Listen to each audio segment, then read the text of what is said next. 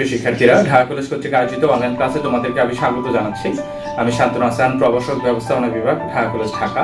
আজকে আমি অনার্স তৃতীয় বর্ষের auditing and taxation in Bangladesh এই বিষয় নিয়ে আজকে আলোচনা করব। আজকে আমি মূলত আলোচনা করব হচ্ছে সিকিউরিটির সুদ খাতে কিভাবে করযোগ্য আয় নির্ণয় করতে হয় এই বিষয়টি নিয়ে। তো আমরা গত ক্লাসে সিকিউরিটির সুদ খাতে কিভাবে আয় নির্ণয় করতে হয় সেটা নিয়ে খুঁটিনাটি বিষয়ে আলোচনা করেছিলাম, যে কিভাবে একজন ব্যক্তিগত করদাতার বিভিন্ন বিনিয়োগ বা এই সিকিউরিটির খাতে তার যে বিনিয়োগ থেকে যে উনি সুদ প্রাপ্ত হন, এটা থেকে কিভাবে তার কর দায় নির্ণয় করতে হয়, এগুলো নিয়ে আমরা গত ক্লাসে বিস্তারিত খুঁটিনাটি আলোচনা করেছিলাম। আজকে আমরা মূলত আলোচনা করব হচ্ছে একটা প্র্যাকটিক্যাল অঙ্ক, যে প্র্যাকটিক্যাল অঙ্কটা থেকে আমরা এখানে সলিউশন বের করবো, যে কিভাবে একজন ব্যক্তিগত করদাতার এই সিকিউরিটি বা সুদ খাতে যে আয়, এইটার থেকে কিভাবে তার মোট করযোগ্য আয় নির্ণয় করতে হয়। তো স্ক্রিনে দেখো, স্ক্রিনে আমি একটি প্রবলেম দিয়ে দিচ্ছি তোমাদের। এই প্রবলেমটি খুব ভালোভাবে আমরা অ্যানালাইসিস করব, তারপর আমরা অঙ্কে চলে যাব।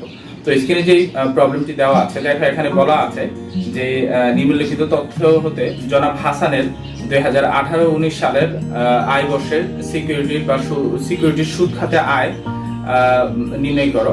এবং এখানে যেটি বলা আছে নিম্নে, 1 নম্বরে করমুক্ত সরকারি সিকিউরিটিজ বা জিরো কুপন বন্ডে উনি সুদ পেয়েছেন 40,000 টাকা।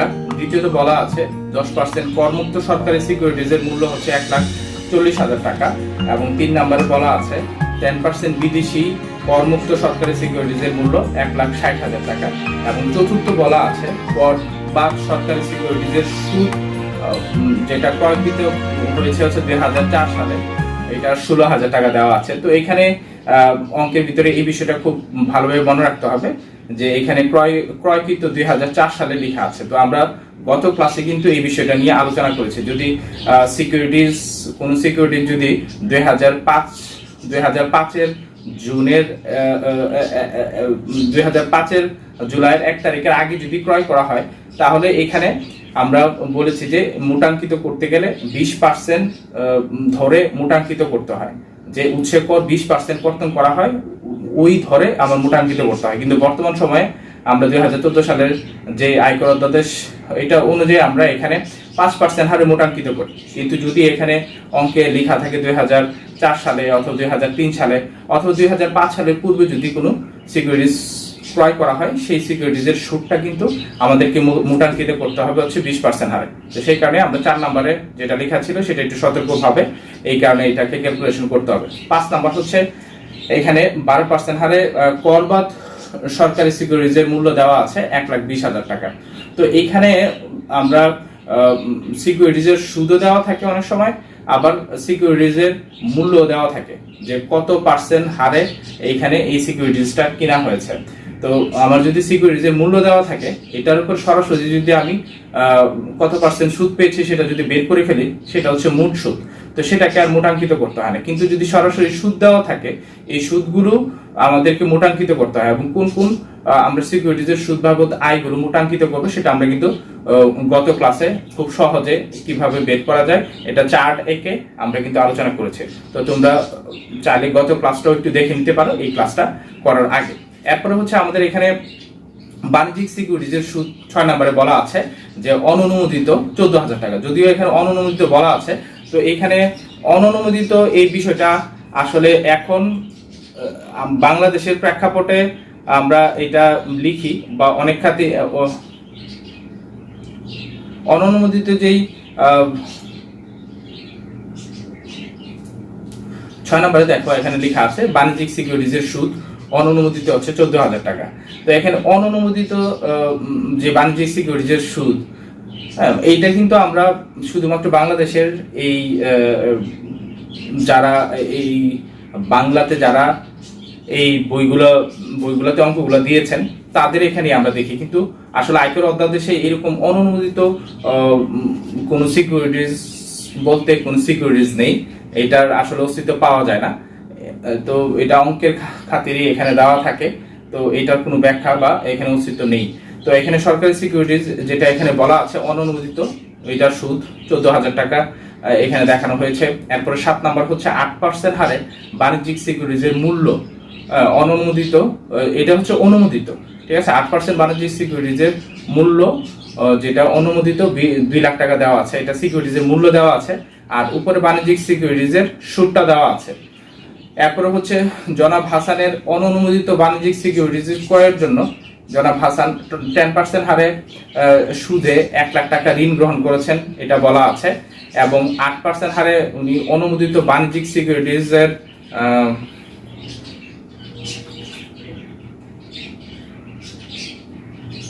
8% হারে তিনি অনুমোদিত বাণিজ্যিক সিকিউরিটিজ ক্রয়ের জন্য তিনি 6% হার সুদে 60,000 টাকা ঋণ গ্রহণ করেছিলেন, এটা বলা আছে। এবং উভয় প্রকার সুদ, এবং এখানে বলা আছে উভয় প্রকার সুদ আদায়ের জন্য মোট 1,000 টাকা ব্যাংক চার্জ করা হয়েছে। এই যে আমরা 7 নম্বরে যেই 6 এবং 7-এর যে ইয়াটা বলা আছে যে এই উভয় প্রকার সুদ আদায় করার জন্য উনি কিন্তু এই যে 1,000 টাকা ব্যাংক চার্জও দিয়েছেন বা ব্যাংক চার্জ কেটেছেন, এটা এখানে বলা আছে। 8 নম্বর হচ্ছে প্রতিরক্ষা সঞ্চয়পত্রের সুদ বলা আছে 60,000 টাকা, এবং এখানে মিউনিসিপাল ঋণপত্রের সুদ বলা আছে মোট 70,000 টাকা। তো এখানে আমরা এখানে মিউনিসিপাল যেহেতু বলা আছে, এটা আমরা অনেক ক্ষেত্রেই বলি যে এটা অনুমোদিত বা নিবন্ধিত যে কোম্পানি কর্তৃক শেয়ার বা সিকিউরিটি ইস্যু করলে যেরকম, ঠিক এখানে এটাও অনুমোদিত প্রতিষ্ঠান কর্তৃক যেহেতু ঋণপত্র, এটার উপরও আমরা এখানে সরাসরি সুদ পেলে এটার উপরে কর দিতে হবে। এরপর হচ্ছে কর অগ্রিম সরকারি সিকিউরিটিজের কথা বলা আছে 10 নম্বরে 40,000 টাকা, যার আদায় খরচ বাবদ ব্যাংক 5% হারে চার্জ কর্তন করতেছে। তো এই হচ্ছে আমাদের মোট এখানে ট্রানজ্যাকশন গুলো, যেটার উপরে আমাদের উপরেই বলা ছিল যে করণীয় হচ্ছে যে এই সংশ্লিষ্ট আয় বর্ষে জনাব হাসানের সিকিউরিটির বা সুদ খাতে যে ওনার মোট করযোগ্য আয় সেটি নির্ণয় করার জন্য এখানে অঙ্কটা দেওয়া আছে। তো আমরা এই অঙ্কটা সবকিছুই এখন পড়ে নিলাম। তো এখন আমরা সরাসরি কিভাবে এটা সলিউশন করা যায় সেটাতে চলে যাব। তো সলিউশন করার ক্ষেত্রে আমরা প্রথমে আমাদের ছক কাটতে হবে। ছক কাটার আগে আমাদের উপরে হেডিং দিতে হবে, ব্যক্তিগত করদাতা, ওনার নাম লিখতে হবে, করদাতার নাম, এবং ওনার নামের নিচেই আয় বর্ষ এবং করবর্ষ লিখতে হবে। আয় বর্ষ এখানে 18-19 দেওয়া আছে। আমরা জানি যে আয় বর্ষের ঠিক পরের বছরটাকে আমরা বলি হচ্ছে করবর্ষ। যদি আয় বর্ষ 18-19 হয় তাহলে করবর্ষ হবে 19-20। তো এইভাবে আমরা আয় বর্ষ করবর্ষ লেখার পর এখানে সিকিউরিটিজ বা সুদ খাতে আয় এইটা লিখে আমরা এখানে ছকটা কাটবো। ছকে খুব সিম্পল বিবরণ, ইনার টাকার ঘর এবং আউটার টাকার ঘর কেটে আমরা এই 3টা কলাম দিয়ে আমরা খুব সহজেই এই সিকিউরিটিজ বা সুদ খাতে যে আয় সেটা নির্ণয় করে ফেলতে পারি। এবং এই সিকিউরিটিজ বা সুদ খাতে আয়গুলো এখানে নির্ণয় করার ক্ষেত্রে তোমাদের এখানে যে বিষয়টা সবচেয়ে বেশি ভুল হয় বা যেখানে প্যাচ লাগানো থাকে সেটা হচ্ছে যে এই যে ব্যাংক যে তোমার এই চার্জ কর্তন করে সবগুলা সিকিউরিটির সুদ আদায় করার জন্য, বা বলতে পারে যে উপরোক্ত সুদগুলো আদায় করার জন্য ব্যাংক চার্জ কর্তন করেছেন 3,000 বা 4,000 টাকা। তো উপরের ধরো যে 8টা বা 9টা সিকিউরিটির সুদ ব্যাংক আদায় করেছেন। তো এই 8টা বা 9টা সিকিউরিটির সুদের ভিতরে তুমি কর দিচ্ছ, দেখা যাচ্ছে যে 3টা বা 4টা সিকিউরিটির উপর কর দিচ্ছ, বাকিগুলো এখানে অকর ধার্য। তো অকর ধার্য যেগুলা, এগুলোর উপরে যে ব্যাংক চার্জ তুমি ব্যাংক যে চার্জ কর্তন করছে সেটা কিন্তু তোমার অনুমোদন যোগ্য, তোমার এখানে ব্যয় হিসাবে তুমি এখান থেকে বাদ দিতে পারবে না। তো সেই কারণে এখানে আমার 3টা সিকিউরিটিসের উপরে যদি আমি ধরো আমার করযোগ্য আয় আমি দেখাই, তাহলে অনুমোদনযোগ্য ব্যাংক চার্জ বা খরচও কিন্তু আমার এই 3টা সিকিউরিটির উপর কত টাকা আসে সেইটা আমার বের করে এখানে দেখাতে হবে, বা এখানে সিকিউরিটিজের থেকে বাদ দিয়ে এই খরচটা বাদ দিয়ে আমার আউটার কলম এটা দেখাতে হবে। তো এই জায়গাটাতেই ম্যাক্সিমাম স্টুডেন্টরা ভুল করে যে তারা মোট যে চার্জটা আছে এটা সরাসরি এখান থেকে বাদ দিয়ে দেয়, কিন্তু মোট চার্জটা সরাসরি এখান থেকে বাদ যাবে না। এটা আমার সিকিউরিটিজের উপরে আনুপাতিক হারে বাদ যাবে, যে কোন সিকিউরিটিজের উপর কত আমার এখানে চার্জ ধার্য হচ্ছে এবং এটার জন্য কত টাকা আমার এখানে টোটাল টাকার ভিতরে কত টাকা এখানে আসলে এটার জন্য অনুমোদনযোগ্য সেটা আমার বের করে নিয়ে এখান থেকে বিয়োগ দিতে হবে, তাহলে আমি ফুল মার্কসটা পাবো। তাহলে কিন্তু অঙ্ক আমি করে যাব ঠিকই, কিন্তু এখানে ফুল মার্কস আমি পাবো না। তো আসো আমরা এখন কথা না বাড়িয়ে মূল অঙ্কে চলে যাই। মূল অঙ্কটা আমি সময় বাঁচানোর জন্য এখানে বোর্ডের ছক কেটে দিয়েছে। তো বোর্ডের ছকে যদি তুমি দেখো, এখানে যেহেতু করদাতার নাম হচ্ছে জনাব হাসান, তো আমরা করদাতার নাম লিখেছি এবং আয় বর্ষ লিখেছি আমি 18-19 এবং কর বর্ষ লিখেছি 19-20 ঠিক পরের বছর, এবং সিকিউরিটি বা সুদ খাতে আয় নির্ণয় এটা লিখে আমি ছক কেটেছি। এবং ছক কেটে আমার এখানে যতগুলা ট্রানজ্যাকশন দেওয়া আছে অঙ্কের ভিতরে সবগুলো ট্রানজ্যাকশনে আমি এখানে হ্যাডগুলো উঠিয়ে রেখেছি সুবিধার্থে, যাতে এখানে খুব দ্রুত অঙ্কটা করে ফেলা যায়। তো এখানে আমরা এখন অঙ্ক থেকে সরাসরি এখানে ফিগারগুলো বসায় খুব দ্রুত অঙ্কটা করে ফেলবো। এইখানে আগে লিখে নিলে ভালো, সিকিউরিটি সুদ খাতে আয়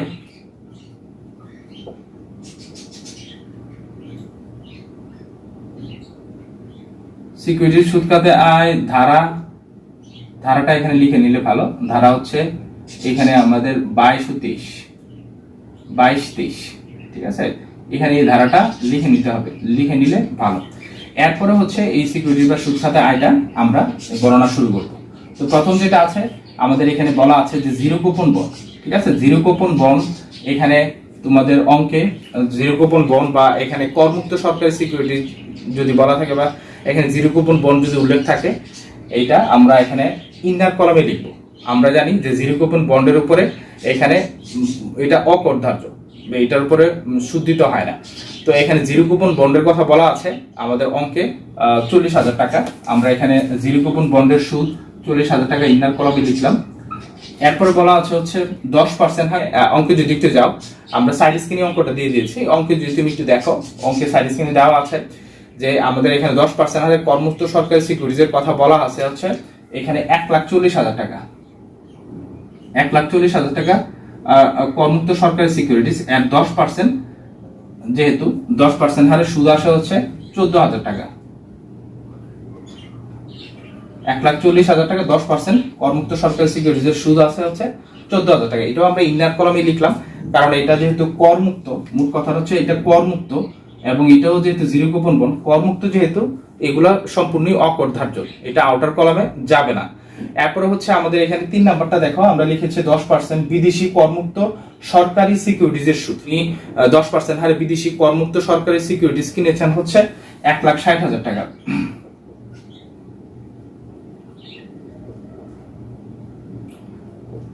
তো এটারও সুদ আসবে হচ্ছে 16,000 টাকা।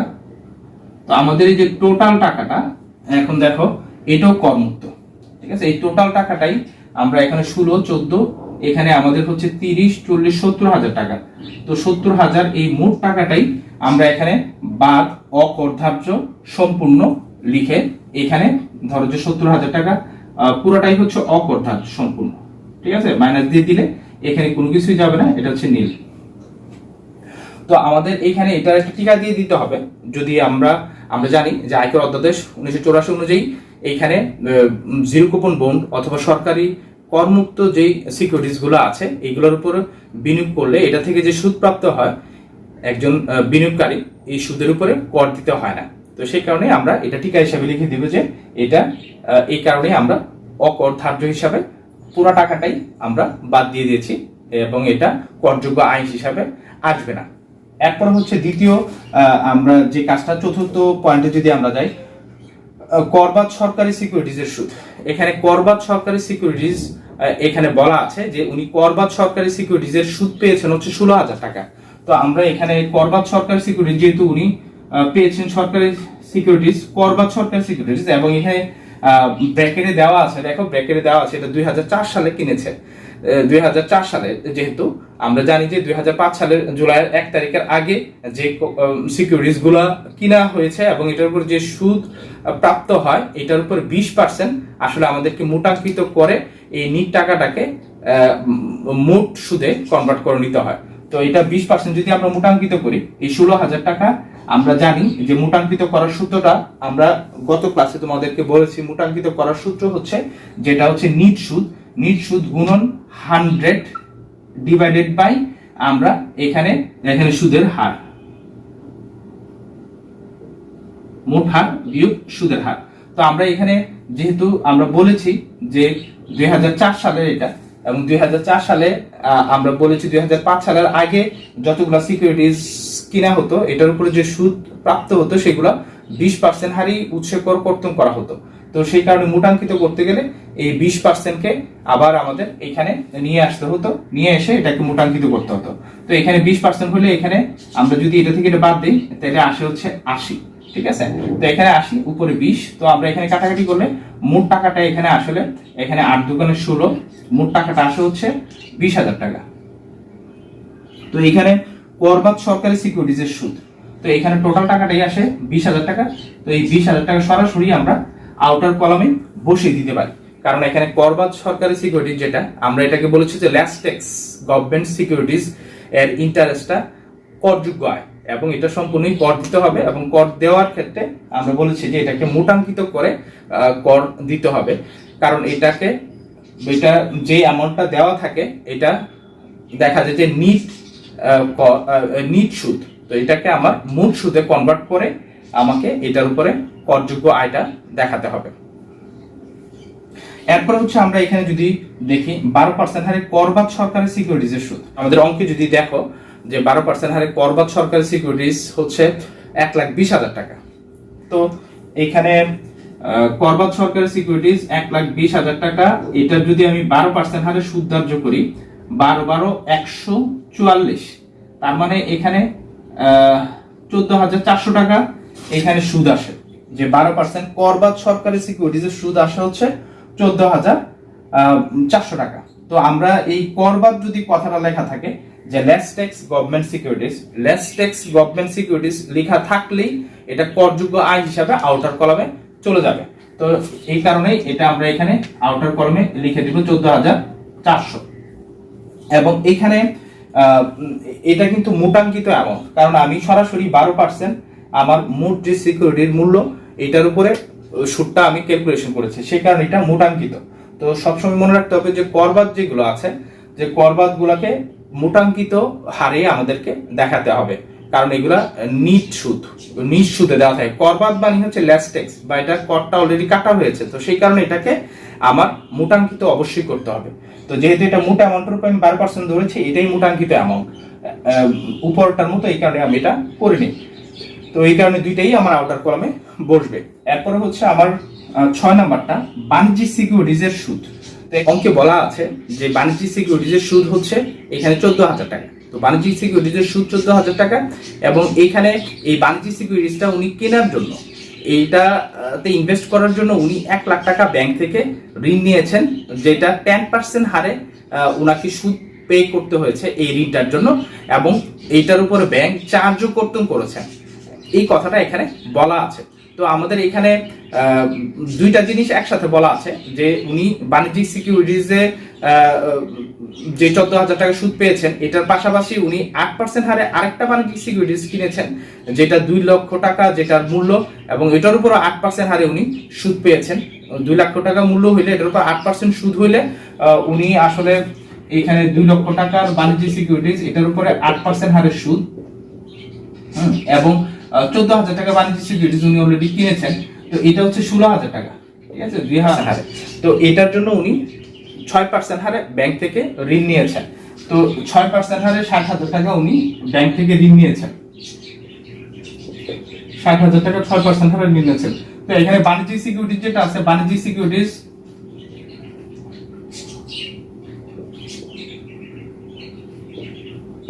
তো বাণিজ্যিক সিকিউরিটিজ উনি দুইটা কিনেছেন, একটা হচ্ছে অননুমোদিত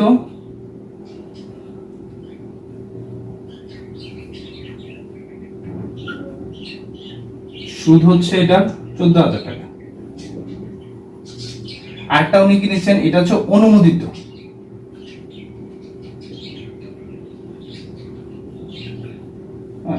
এটার সুদ পেয়েছেন 8% হারে 16,000 টাকা। তো টোটাল এই দুইটার উপরে উনি সুদ পেয়েছেন হচ্ছে 30,000 টাকা। তো বাণিজ্যিক সিকিউরিটিজের সুদ টোটাল উনি পেয়েছেন হচ্ছে 30,000 টাকা। তো এই 30,000 টাকা সুদ আদায় করতে ব্যাংক চার্জ করেছেন 1,000 টাকা। এটাও বলা আছে যে ব্যাংক চার্জ এই ক্ষেত্রে 1,000 টাকা, ব্যাংক চার্জ করেছেন 1,000 টাকা। তো ব্যাংক যেটা চার্জ করেছেন এটা খরচ হিসেবে এখানে বাদ যাবে, এটা অনুমোদনযোগ্য খরচ। আবার এখানে 6% হারে, এবং উনি উপরে বলা আছে 10% হারে দুইটা লোন নিয়েছেন। তো 6% হারে যেটা লোন নিয়েছেন এটার উপরে 6 6 36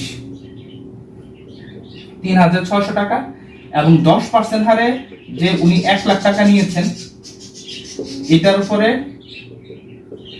ওনার সুদ দিতে হবে হচ্ছে ব্যাংকে 10,000 টাকা। তো এখানে 10,000 13,600, এবং এখানে ব্যাংকের যে চার্জ, এই সবগুলাই হচ্ছে ওনার অনুমোদনযোগ্য খরচ। তো এই অনুমোদনযোগ্য খরচগুলা এখান থেকে বাদ যাবে। মোট কথা এখানে 14,600 টাকা এই 30,000-এর থেকে বাদ যে আমার এখানে যেই সুদটা প্রাপ্ত হয়েছেন উনি, সেটা এখানে দেখাতে হবে। তো এগুলো হচ্ছে অনুমোদনযোগ্য ব্যয়, যেটা ব্যাংক চার্জ অথবা এখানে যে ঋণের সুদ বা ঋণ নিয়ে যদি উনি ব্যাংকে থেকে যদি ঋণ নিয়ে উনি সিকিউরিটিজ ক্রয় করে থাকেন, তাহলে কিন্তু উনি এটার উপরে অনুমোদনযোগ্য ব্যয় হিসাবে ছাড় পাবেন। তো সেই কারণেই এখানে আমাদের এই দুইটা ক্যালকুলেশন এখন আমরা করব, এটা একটু মাথায় রাখতে হবে। তো আমাদের এখানে যেটা 7 নম্বর বলা ছিল যে বাণিজ্যিক সিকিউরিটিজের সুদ অনুমোদনযোগ্য যেটা উনি পেয়েছেন হচ্ছে 14,000 টাকা। এটার উপরে এই সিকিউরিটিজটা কিনতে যায়, বাণিজ্যিক সিকিউরিটিজটা কিনতে যায় উনি 1 লাখ টাকা ব্যাংক থেকে ঋণ নিয়েছেন 10% হারে। ঠিক আছে, তার মানে হচ্ছে এখানে ঋণকৃত মূলধনের সুদ, এখানে এটার জন্য সুদ বাবদ উনি 1 লাখ টাকা গুণন 10%, তো এখানে আসে হচ্ছে আমার টোটাল টাকাটা আসে 10,000 টাকা। এবং এখানে সুদ আদায় খরচ, এবং সুদ আদায় খরচ বলেছে যে ব্যাংক এটার জন্য 1,000 টাকা চার্জ করেছেন। তো আমরা সুদ আদায় খরচের সূত্রটা আমরা জানি যে এখানে 1,000 টাকা যেহেতু ব্যাংক চার্জ করেছেন, তো এখানে 30,000 টাকা, এই যে 30,000 টাকা সুদ আদায় করার জন্য ব্যাংক খরচ চার্জ করেছে হচ্ছে 1,000 টাকা। এবং আমরা যদি শুধুমাত্র এই যে এই সিকিউরিটিজটার চার্জ কত ব্যাংক চার্জ করেছে সেটা বের করতে চাই, তাহলে এখানে গুণন দিতে হবে হচ্ছে আমার 14,000 টাকা। যে 30-এর এই শূন্যটা আমরা কেটে দিলাম, আছে 1400। তো 1400-কে যদি আমরা 3 দিয়ে ভাগ দেই তাহলে টাকাটা আছে 466 টাকা। তো এখানে এই 466 টাকা উনি এটা থেকে আসবে হচ্ছে টোটাল 466 টাকা। তো এখানে 10,000 প্লাস 466 এই টোটাল টাকাটা ওনার 14,000 থেকে বাদ যাবে, যেটা আমরা এখানে বলেছি যে বাণিজ্যিক সিকিউরিটিজ শুধু উনি 14,000 টাকা দেখিয়েছেন। 14,000 টাকার পুরোটাই ওনার এখানে ইনকাম না, কারণ এই 14,000 টাকা সুদ পেতে যে উনি যে ঋণ নিয়েছেন এটার জন্য ওনাকে 10,000 টাকা এখানে ঋণের জন্য ওনাকে সুদ দিতে হয়েছে, এবং এইটার চার্জ আদায় করার জন্য ব্যাংকেও ওনাকে খরচ দিতে হয়েছে 466 টাকা। তো এই 14,000 থেকে এই দুইটা অ্যামাউন্ট আমরা বাদ দিলে ওনার যে টাকাটা আসে 3,533 টাকা। এই 3,533 টাকা এইটা হবে ওনার মোট করযোগ্য, আমরা এখানে সিকিউরিটিজ বা সুদ খাতে আয় বলতে পারি এই বাণিজ্যিক সিকিউরিটিজের ক্ষেত্রে। ঠিক আছে, তো আমরা এইভাবে এই ক্যালকুলেশনটা করে দেখালাম। তো আমাদের মূল কথা হচ্ছে প্রথমে আমরা বাণিজ্যিক সিকিউরিটিজ যেটা অনুমোদিত অননুমোদিত সেটা 14,000 টাকা সুদটা লিখলাম, এবং সেটা থেকে যে বাদগুলো যাবে ব্যাংকের যে সুদ, এই সুদটা বাদ যাবে যদি উনি কোনো ঋণ নিয়ে এই সিকিউরিটিজটা কিনে থাকেন, এবং ব্যাংকের যে চার্জ এটাও বাদ যাবে যদি আদায় করার সময় ব্যাংক কোনো চার্জ কেটে থাকে। তো আমরা এই দুইটা খরচ এখান থেকে, এটা হচ্ছে খরচ, ঠিক আছে, এই দুইটা খরচ আমরা এই সুদ থেকে বাদ দিলাম, এই সুদ থেকে এই দুইটা খরচ বাদ দিয়ে এই আয়টা আমরা আউটার কলমে দেখালাম। এরপরে হচ্ছে আমাদের 7 নাম্বার, যে উনি 8% বাণিজ্যিক সিকিউরিটিজের সুদ যেটা অনুমোদিত, 8% বাণিজ্যিক সিকিউরিটিজ কিনেছিলেন 2 লাখ টাকার, এটা উপরে বলা আছে যেটা আমরা এখানে করেছি। 8% বাণিজ্যিক সিকিউরিটিজের উনি সুদ এখানে পান হচ্ছে 16,000 টাকা। 8% বাণিজ্যিক সিকিউরিটিজের সুদ পান হচ্ছে উনি 16,000 টাকা। এটার উপরে সেম ভাবে উনি এটার জন্য ঋণ নিয়েছিলেন 60,000 টাকা, যেটা এই যে আমরা এখানে লিখেছি, ঋণ নিয়েছেন 60,000 টাকা, যেটার খরচ সুদ, যেটার খরচ খরচের আগে যেটা সুদ আসছে হচ্ছে 3,600 টাকা, এবং যেটার জন্য ওনাকে সুদ আদায় বাবদ খরচ দিতে হবে। এই যে আমরা যদি সুদ আদায় বাবদ খরচ যেটা সেটা বের করতে যাই, তো এখানে সুদ আদায় খরচ, এটার জন্য এই যে উপরে যেটা আমরা লিখেছি সেম ভাবেই হবে। 30,000 টাকার জন্য সুদ আদায় বাবদ খরচ হয়েছে হচ্ছে 1,000 টাকা। তাহলে এখানে উনি সুদ পেয়েছেন হচ্ছে এই 30,000 এর ভিতরে 16,000 টাকা সুদ পেয়েছেন এই 8% হারে অনুমোদিত বাণিজ্যিক সিকিউরিটিজের জন্য। তাহলে এই 16,000 টাকার উপরে উনি আসলে কত হাজার টাকা এখানে চার্জ দিবেন। তো এখানে আমরা যদি ক্যালকুলেশন করে বের করিও চলবে, অথবা এখানে 1,000 থেকে বাদ দিলেও যে টাকাটা আসে ওইটাও এখানে সরাসরি দেখায় দিলেই চলে, কারণ এখানে মোট চার্জ উনি দুইটার জন্য দিয়েছেন 1,000 টাকা। তো এটা ভাগ করেও দেখানো যাবে, আমরা একসাথে দুইটা লিখে এটাকে বাদ দিয়ে দিতে পারবো।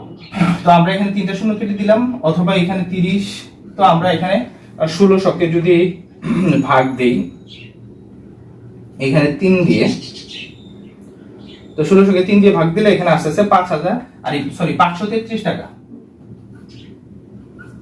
তো এখানে সুদ আদায় বাবদ যে খরচ সেটা আসতেছে ব্যাংকের চার্জ 533 টাকা। তো সুদ আদায় বাবদ খরচ এই 533 টাকা এখানে যোগ হবে। তো এখান থেকে এই জিনিসগুলো যাবে হচ্ছে বাদ, খরচ এবং সুদ হিসাবে 16,000 থেকে। তো 16,000 থেকে আমি যদি এই টাকাটা বাদ দেই, 16,000 মাইনাস 3600 মাইনাস 533 টাকা, তাহলে এখানে আসতেছে হচ্ছে ওনার 11,866 টাকা, 866 টাকা। তো 11,866 টাকা হচ্ছে ওনার 11,866 টাকা হচ্ছে ওনার আমরা এখানে করযোগ্য আয় বলতে পারি। এরপর হচ্ছে লাস্টের এখানে আছে যে মিউনিসিপাল ঋণপত্রের সুদ অঙ্কে বলা আছে যে উনি পেয়েছেন হচ্ছে 70,000 টাকা। তো সেই কারণে এটা পুরোটাই আমরা অনুমোদিত বাণিজ্যিক সুদ হিসাবে আমরা আউটার কলামে দেখা দিব। এখানে একটা কথা ব্র্যাকেটে লেখা আছে, দেখো তোমরা এখানে এটা মোট লেখা আছে কথাটা, যে এই যে মিউনিসিপাল ঋণপত্রের যে সুদ এটাও কিন্তু মোটাঙ্কিত করতে হয়, কিন্তু এটা যেহেতু মোট লেখা আছে তার মানে এটা মোটাঙ্কিতই, সেই কারণে আমরা কিন্তু এটাকে মোটাঙ্কিত করছি না। যদি এটা মোট লেখা না থাকতো, মিউনিসিপাল ঋণপত্রের সুদ যদি লেখা থাকতো এবং সরাসরি 70,000 টাকা লেখা থাকতো, মোটাঙ্কিত বা মোট কথাটা লেখা না থাকতো, তাহলে কিন্তু এটাকে আমরা এই সূত্রে ফেলে আবার মোটাঙ্কিত করতে হয়, যে আমরা যে উপরের সূত্র এই সূত্র ফেলে এটাকে মোটাঙ্কিত করতে হতো। কিন্তু এটা মোটাঙ্কিত করা বলে এটাকে আর আমরা মোটাঙ্কিত করলাম না, এটা সরাসরি 70,000 টাকা আমরা আউটার কলামে বসাই দিলাম। এরপরে যেটা আছে লাস্টের যেটা কর অগ্রিম সরকারি সিকিউরিটিজের সুদ। তো এখানে কর অগ্রিম সরকারি সিকিউরিটিজের সুদ উনি পেয়েছেন, আর সুদ পেয়েছেন হচ্ছে 40,000 টাকা। এবং এই কর অগ্রিম সরকারি সিকিউরিটিজের যে সুদ পেয়েছেন উনি 40,000 টাকা, এটার জন্য ব্যাংক আদায় খরচ হিসাবে 5% চার্জ করেছেন। তো 40,000 টাকার যদি 5% আমরা চার্জ করি, 4-5-20, এখানে 2,000 টাকা ব্যাংক চার্জ করেছেন, যেহেতু 2,000 টাকা, তো 2,000 টাকা আমরা বাদ দিয়ে দিলে আমাদের এখানে 38,000 টাকা এটা আমরা আউটার কলামে বসাবো। তো এই 38,000 টাকা আউটার কলামে বসালে মোটামুটি কর অগ্রিম সরকারি সিকিউরিটিজের সুদ এটা আমরা এখানে টোটাল এখানে 38,000 টাকা দেখা দিলে আমরা এখন টোটাল করে ফেললে ওনার এই যে সিকিউরিটিজ বা সুদ খাতে যে ওনার আয়,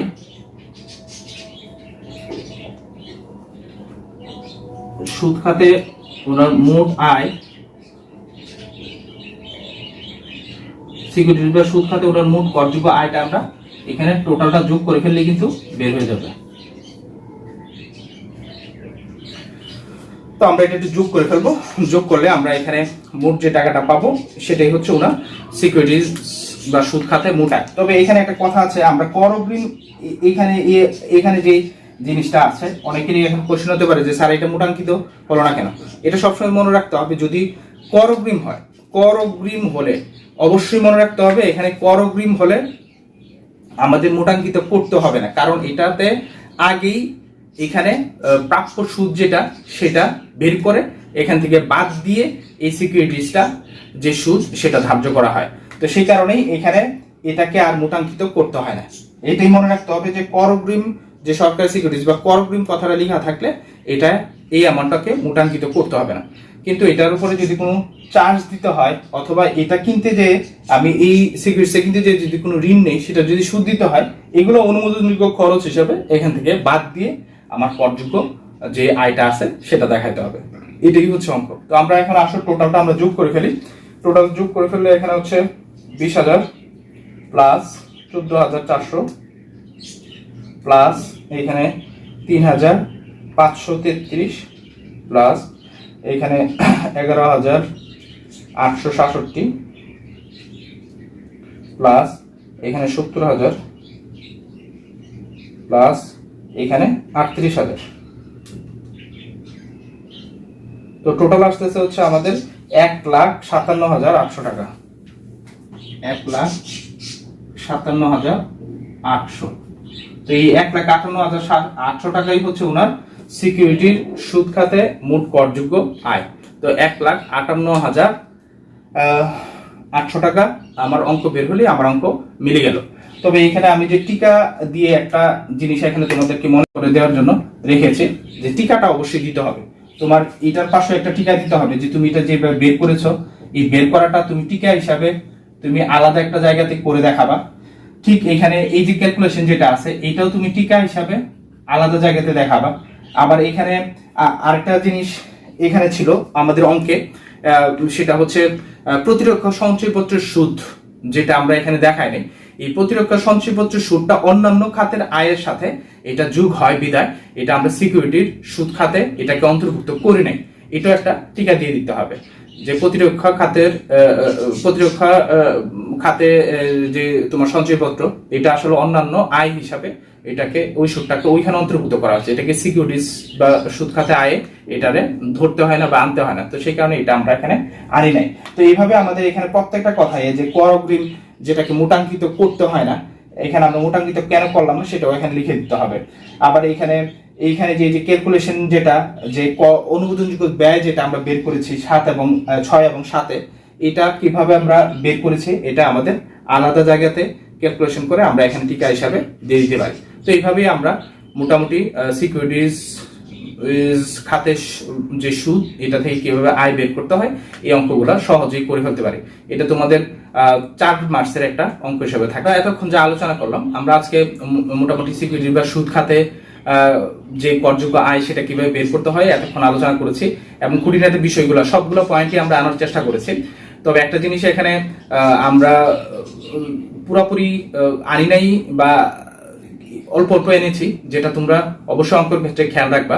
সেটা হচ্ছে আমরা শুরুতেই বলেছি যে এইখানে যে অনুমোদনযোগ্য ব্যয়, এই অনুমোদনযোগ্য ব্যয়টা অথবা ব্যাংক চার্জ কর্তন করেছেন সবগুলা সিকিউরিটিজের সুদ আদায় করার বাবদ যে মোট টাকাটা এটা পুরোপুরি তোমরা এখানে বসাবা না।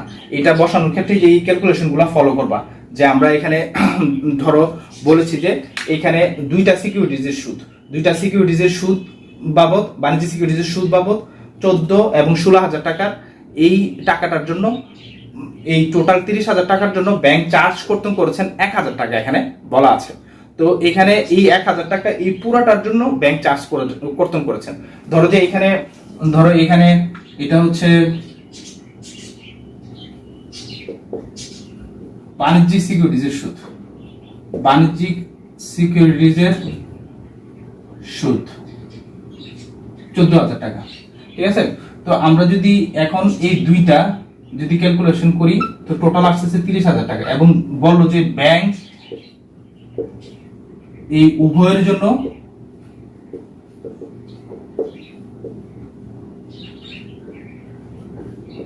টাকা চার্জ কর্তন করেছেন। যে ব্যাংক এই উভয় সিকিউরিটিজটা আদায়ের জন্য 1,000 টাকা চার্জ কর্তন করেছেন। তো আমরা এখানে দেখছি যে করমুক্ত সরকার সিকিউরিটি যেটা আছে 16,000 টাকা, এটা আমরা এখানে লিখি না, ঠিক আছে, যে এটা আউটার কলমে যায় না, এটার উপরে সুদ দিতে এটার উপর ট্যাক্স দিতে হয় না। তো সেই কারণে আমার যখন এখানে ব্যাংক চার্জের কথাটা আসবে অনুমোদনযোগ্য ব্যয় হিসাবে আমি কিন্তু পুরো 1,000 টাকা আমার এখান থেকে বাদ দিয়ে দিতে পারবো না। তো আমার সেই ক্ষেত্রে এটাকে বের করে নিতে হবে যে আমার এখানে কত টাকা ব্যাংক চার্জ আমার এখানে আমি অনুমোদনযোগ্য ব্যয় হিসেবে দেখাতে পারবো।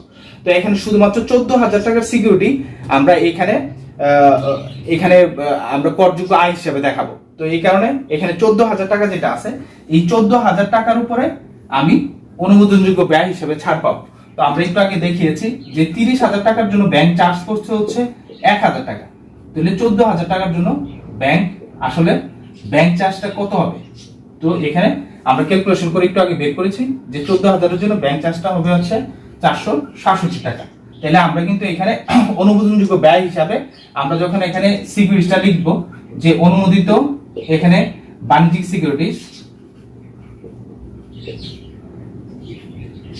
সিকিউরিটিজের সুদ, আমরা অনুমোদিত বাণিজ্যিক সিকিউরিটিজের সুদ যখন 14,000 টাকা লিখবো এবং এখান থেকে যখন আমরা বাদ দিব হচ্ছে ব্যাংক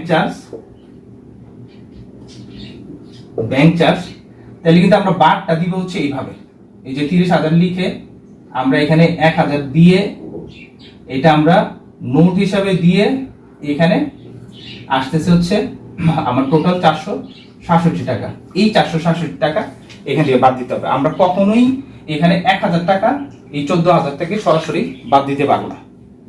তো এইভাবে যখন আমি বাদ দিয়ে দেখাবো তখন আমার অঙ্কটা একুরেট হবে।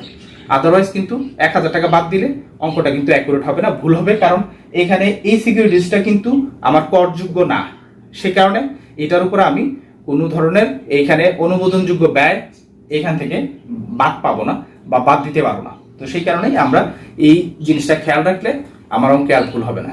তো আজকে মোটামুটি এখানেই থাক, আমরা এখানেই শেষ করব। তো তোমাদেরকে মনোযোগ দিয়ে ক্লাসটি দেখার জন্য ধন্যবাদ জানিয়ে আমার ক্লাস এখানেই সমাপ্ত ঘোষণা করলাম।